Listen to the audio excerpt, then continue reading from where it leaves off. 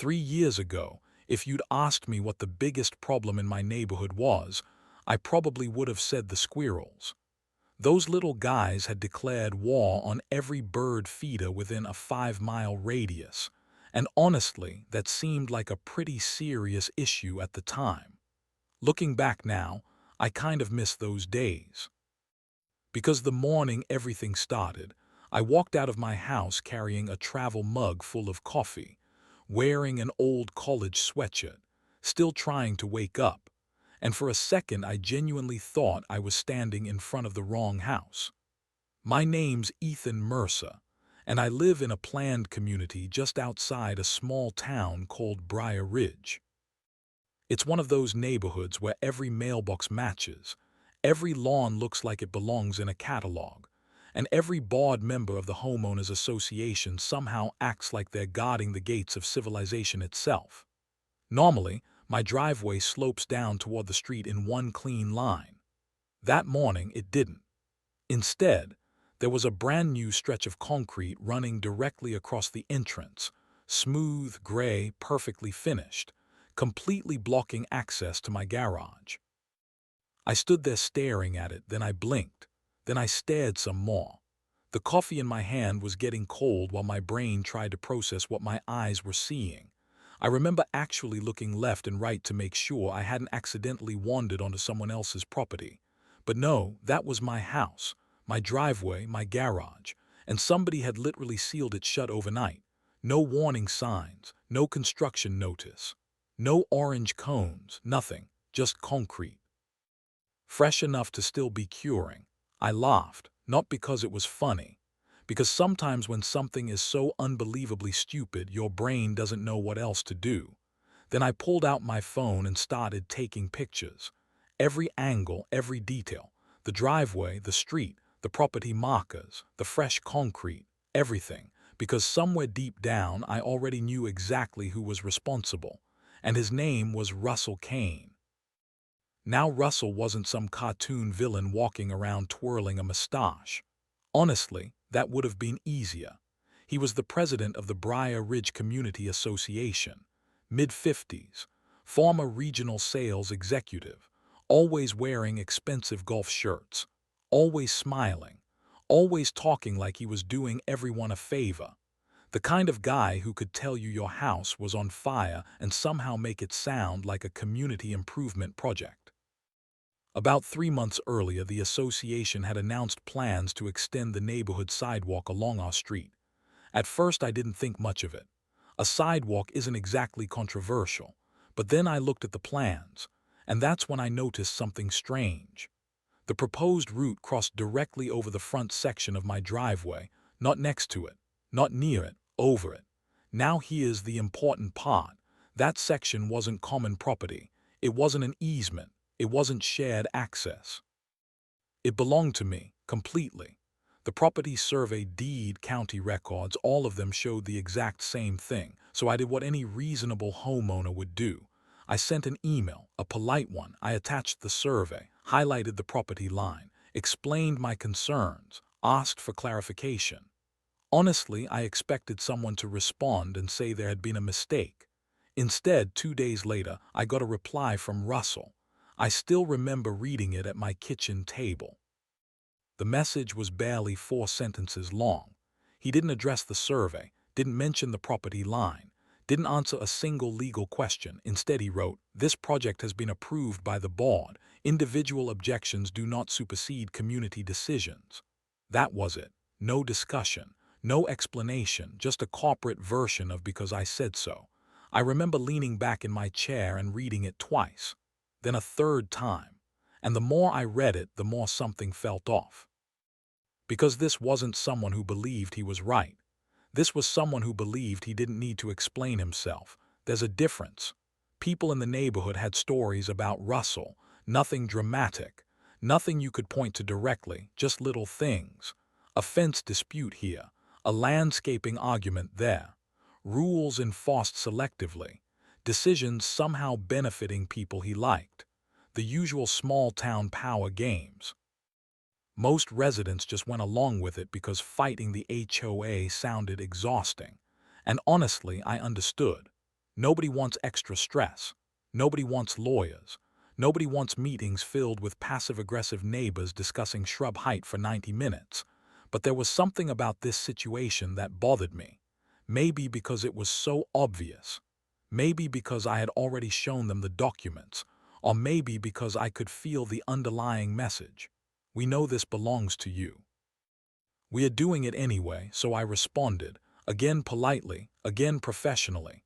This time I included additional documentation, county maps, property descriptions, references to local regulations. I made one thing very clear. Any construction performed on my property without permission would be considered unauthorized. Then I waited. A week passed. Nothing. 2 weeks. Nothing. A month. Still nothing. Eventually, I started thinking maybe somebody had reviewed the paperwork and quietly adjusted the plans. Maybe common sense had won. Maybe Russell wasn't as stubborn as everyone thought. That assumption turned out to be spectacularly wrong. Because while I was moving on with my life, Russell was apparently moving forward with his. And unlike me, he wasn't interested in compromise. The thing about people who get used to authority is that after a while they stop seeing limits. They start believing every disagreement is merely an obstacle waiting to be removed. And I think that's exactly what happened here. Looking back now, I can almost picture the conversations that took place. The board meetings, the private discussions, the rationalizations. Somebody probably said, "He'll get over it." Someone else probably nodded. And Russell probably smiled that calm little smile of his and said, "Let's proceed." What none of them realized was that I had spent most of my career working in commercial construction management. I wasn't a lawyer. I wasn't a politician, but I knew permits. I knew property boundaries. And most importantly, I knew exactly how expensive mistakes become when people with authority decide the rules apply to everyone except themselves. Standing there that morning, staring at the concrete barrier blocking my driveway, I had a strange feeling. Not anger. Not yet. Something colder. The feeling you get when somebody has just made a decision they're going to regret. I took one last photograph, finished the rest of my coffee, and then I made a phone call that would change everything. Because less than 15 minutes later, I learned something Russell Kane definitely wasn't expecting. There was no permit on file for the construction that had just appeared on my property, and the moment I heard those words, the entire situation changed. There was no permit on file. I asked the county employee to repeat it just to make sure I'd heard correctly. She did. Same answer. No permit. No active approval. No construction authorization associated with my address. Now, if you've never dealt with construction projects before, that might not sound like a huge deal, but trust me, it is. Especially when concrete gets poured, especially when access to a property is affected, and especially when the people doing the work already knew there was a dispute. The woman on the phone wasn't dramatic about it. She sounded bored, honestly, probably answered 100 calls a day, but when she said those words, I felt something shift. Up until that moment, this had been a disagreement. Now it was documentation. Now it was liability. And liability has a funny way of making confident people suddenly very nervous.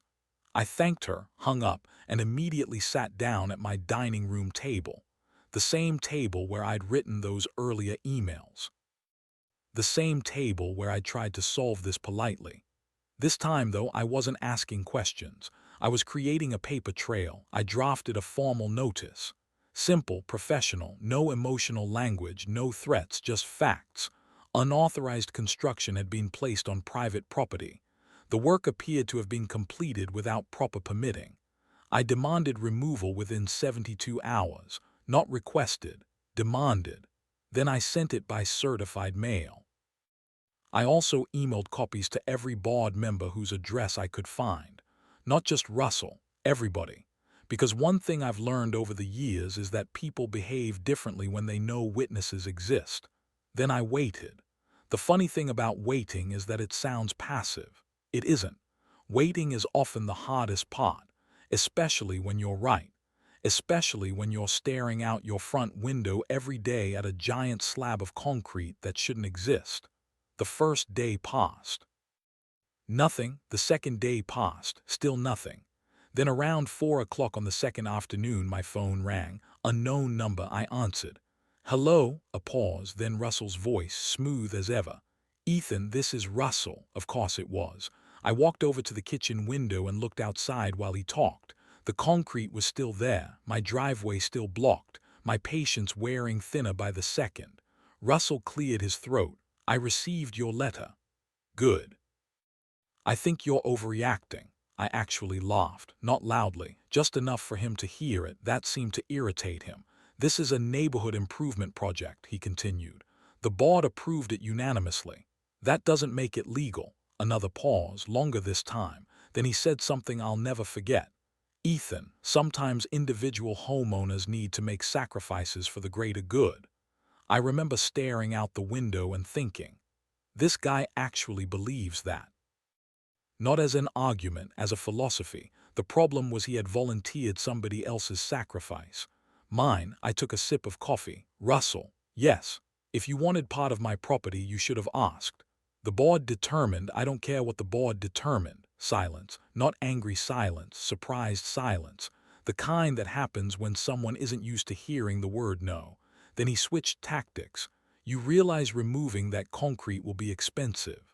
I imagine it will. It could cost the association thousands. Sounds like something the association should have considered before pouring it. That one landed, I could tell. For the first time his confidence slipped, just a little, not enough for most people to notice, but enough. Then he tried one final angle. Ethan, let's be reasonable. And there it was, that word, reasonable. People love using that word when they want you to accept something unreasonable. I smiled. I'm being completely reasonable. The deadline remains. Then I hung up, not because I was angry, because the conversation was finished. There was nothing left to discuss. The 72 hours expired the following morning. No crew arrived, no removal, no apology, nothing. The concrete sat exactly where it had been, like they were daring me to do something. Maybe they thought I'd blink. Maybe they thought I'd get nervous. Maybe they assumed I'd reached the end of my willingness to fight. What they didn't understand was that the concrete itself had stopped mattering. This wasn't about a driveway anymore. It was about precedent. Because if somebody can alter your property after you've clearly objected, what exactly stops them next time? And the time after that, that realization kept me awake longer than I expected. One night I was sitting on my back patio when my neighbor, Clea Donovan, walked over. Clea had lived on the street for almost 15 years. Retired school principal, the unofficial source of neighborhood gossip. If something happened within 3 zip codes, Clea somehow knew about it. She sat down beside me and looked toward the driveway. You know they're talking about you. I laughed. I'm sure they are. No, she said. They're really talking. That got my attention. What does that mean? She looked uncomfortable. Russell's been telling people you're trying to stop community improvements. I nodded. That sounded exactly like him. Anything else? Clea hesitated, then she sighed. He's telling people the driveway issue is on HOA property. I almost choked on my drink. Seriously, she nodded, that's what he's saying. Now that made me angry, not because people were talking, because misinformation spreads faster than truth, always has, and once enough people hear a story, they stop asking questions. I thanked Clea for telling me. She stood up, then paused. You know something. What? She smiled. I think he picked the wrong homeowner.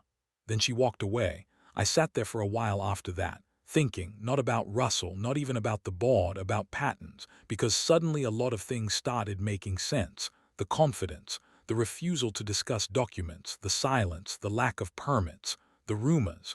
None of it looked like strength anymore. It looked like panic. People who know they're right usually show evidence. People who avoid evidence usually have a reason. And that realization led me to make a decision. The next morning before sunrise, I started making phone calls. Not to lawyers, not yet, to contractors, professional contractors, licensed, insured, people I'd worked with years earlier. By 8 o'clock, I had 3 estimates sitting in my inbox. By noon, I had selected a crew. And by the end of the day, equipment had been scheduled, everything documented, everything legal, everything permitted. I wasn't preparing a threat. I was preparing a solution, one that happened to come with a very detailed invoice. Meanwhile, Russell apparently had no idea what was coming, because later that evening another email arrived from him, short, arrogant, dismissive. The message claimed the association considered the matter closed. Closed. I remember reading that word and laughing so hard my wife actually came into the room to see what was happening. I handed her my phone. She read the email. Then she looked at me. "What are you going to do?" I leaned back in my chair, smiled, and for the first time since this whole mess began, I felt completely calm. Because sometimes the best moment in a conflict isn't when you win. It's when you realize the other side has no idea they've already lost. And at 6:30 the following morning, the sound of industrial concrete saws was about to become Russell Kane's very expensive wake-up call. At exactly 6:30 the next morning, the first truck rolled onto my street. Then came the second, then the third. The sun was barely up. Most of Briar Ridge was still asleep, but not for long, because if you've never heard an industrial concrete saw fire up at dawn, let me paint you a picture. Imagine a chainsaw and a jet engine having an argument. That's pretty close. The first scream of the blade echoed through the neighborhood and instantly shattered the morning silence. I stood at the edge of my driveway with a clipboard tucked under my arm while the crew unloaded equipment. Every contractor on site was licensed. Every document was filed. Every permit was approved. Every step had been reviewed twice. I wasn't interested in revenge. I was interested in making sure nobody could claim I had done anything improperly. One of the foremen walked over. Good guy named Marcus. I'd worked with him years earlier. He looked down at the concrete slab blocking my driveway. Then he looked at the property survey. Then he looked back at the slab. "Well," he said, grinning, "somebody's about to have a bad day." I laughed. "Just cut the line," he nodded. "Happy to." A few minutes later the saws started cutting. Clean, precise, surgical, no drama, no destruction, just professionals undoing something that never should have existed. The blade followed the exact property boundary shown on the survey. Not an inch more, not an inch less. Gray dust drifted into the air while chunks of concrete began separating from the main sidewalk. Within 30 minutes the first section was lifted out. Then another. Then another. The giant barrier that had blocked my driveway for days started disappearing piece by piece. By then people were gathering outside. Neighbors stood on porches. Garage doors opened. Curtains moved. Coffee mugs appeared. Briar Ridge had just received the most entertaining morning it had seen in years. Then right on schedule, Russell arrived. His SUV stopped so suddenly I thought he might have hit the curb. The driver's door flew open, and there he was, golf shirt, khakis, expression somewhere between confusion and absolute horror. He marched toward the crew. "What is happening?" Marcus didn't even look up. "Concrete removal. You can't remove association property." I stepped forward. "Actually, I can." Russell turned toward me. His face was red, not bright red. The dangerous kind. The kind people get when reality starts winning an argument. This project was approved. Not on my property. You don't have authority to. I held up the survey, then the permit, then the county correspondence, one after another, like cards in a poker game. For the first time since I'd met him, Russell had nothing to say, because evidence has a funny effect on people who rely on assumptions. Eventually he pointed toward the driveway. "This is creating disruption." I almost laughed. Creating disruption, that was rich. I looked at the giant slab his association had pawed across private property, then I looked back at him. "Russell, you blocked my garage with illegal concrete." A few neighbors nearby chuckled. His jaw tightened. The crew kept working. Nobody stopped. Nobody hesitated, and that might have been the moment that bothered him most. Because for months, maybe years, people had reacted to his position. Now they were reacting to reality. and reality wasn't on his side. By lunchtime, the work was finished. The driveway was fully restored. The transition to the street was clean. The edges were reinforced. Everything looked professional. Honestly, it looked better than before. Marcus handed me the final paperwork. I thanked the crew. The trucks pulled away. And just like that, the physical part of the battle was over. But the financial part was just beginning. That afternoon, I sat down at my dining room table again. The same table where this whole thing had started. Only this time I wasn't drafting warnings. I was organizing invoices, concrete cutting, removal, hauling, labor, engineering review, permit fees, administrative costs, documentation expenses, everything, every dollar, every receipt, every signature. When I finished, the total came to a little over $6,000. I looked at the number for a few seconds. Then I smiled because this wasn't punishment. It was accountability. I packaged everything into a single document, professional, detailed, impossible to misunderstand.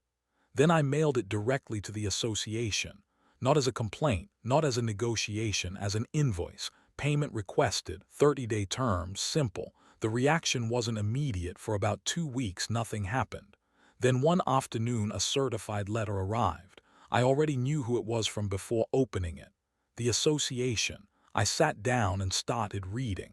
And honestly, it was almost impressive.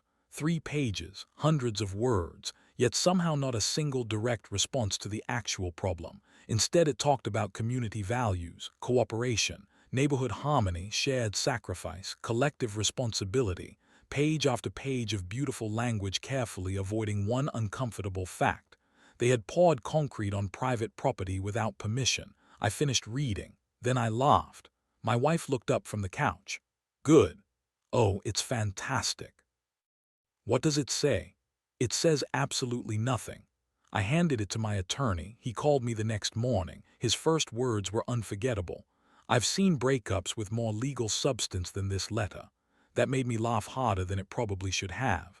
After that, everything went quiet, very quiet. No additional letters, no lawsuits, no threats, no board meetings, nothing. Just silence.